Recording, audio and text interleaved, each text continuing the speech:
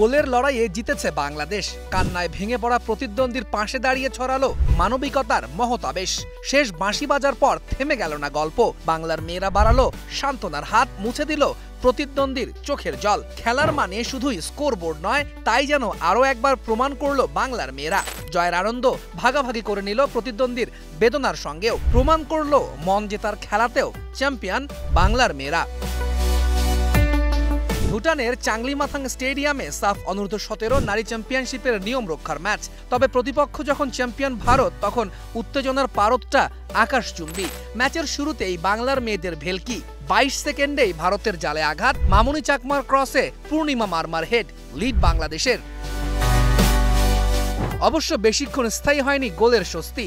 7 minute পরই সমতা ফেরায় ভারত। বাংলাদেশের গোলরক্ষকের ভুল কাজে লাগিয়ে স্কোরশিটে নাম তোলেন আনুশকা কুমারী।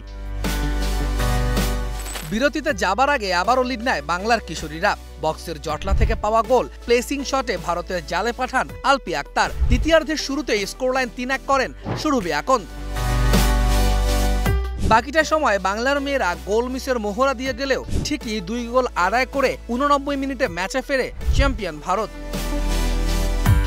তবে বাঁশি বাজার আগে তো ফুটবলে শেষ বলে কোনো কথা নেই। যোগ করা অতিরিক্ত সময়ের একেবারে শেষ মুহূর্তে প্রীতির দূরপাল্লার শট ভারতের গোলরক্ষকের হাত ফসকে জড়ায় জালে। জয়ের উল্লাসে মাতে বাংলাদেশ, কান্নায় ভেঙে পড়ে চ্যাম্পিয়ন ভারত। জয়ের উল্লাসের মাঝেও প্রতিপক্ষদের সান্ত্বনা দিতে ভুল করেননি সুরভি প্রীতিরা।